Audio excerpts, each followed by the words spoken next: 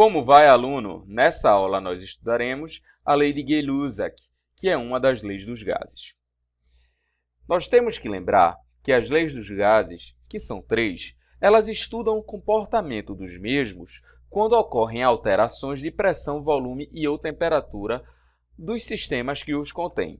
No caso especial de Gay-Lussac, nós teremos a pressão sendo mantida constante, enquanto que o volume e a temperatura estarão variando. Ok? Então, condição inicial, pressão constante, variação de volume e temperatura, nos remete à lei de Gay-Lussac.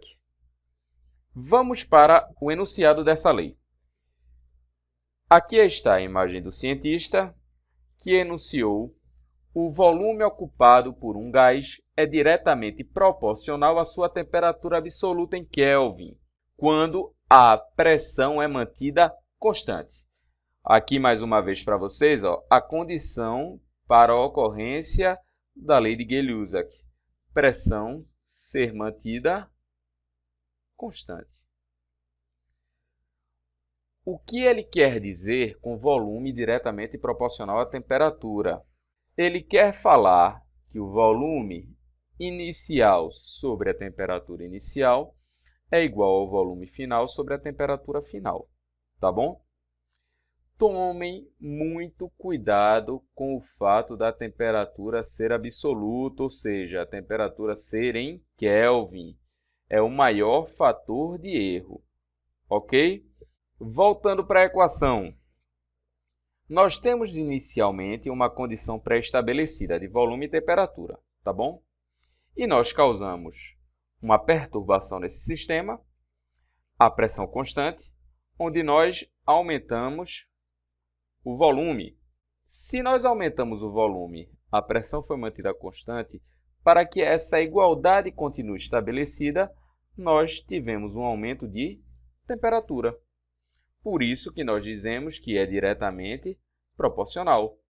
O inverso também será válido. Se nós temos uma diminuição do volume, a temperatura terá que diminuir para que a igualdade continue estabelecida. Mais uma vez, o maior ponto onde ocorrem erros é na temperatura. Em geral, é fornecida a temperatura em graus Celsius. Vocês têm que fazer a conversão para Kelvin para aplicar na relação matemática.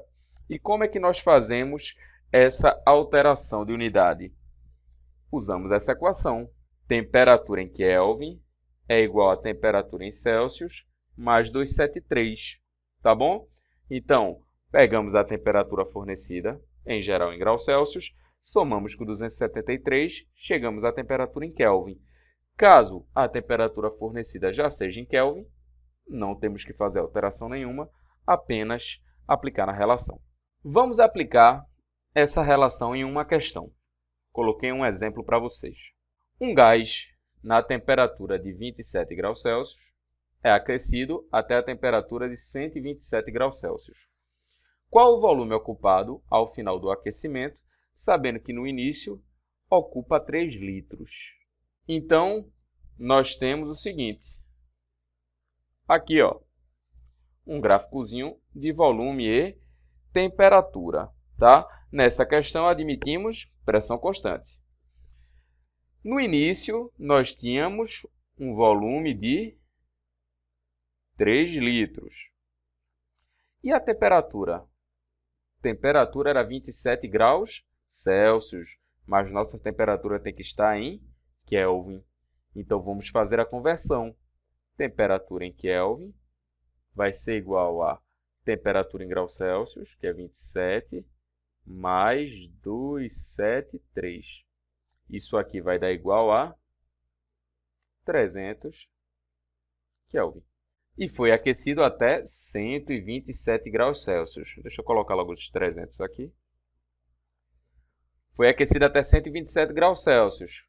Temos que passar para Kelvin também. Temperatura em Kelvin vai ser igual a 127 mais 273. Isso aqui vai ser igual a 400 Kelvin, tá bom?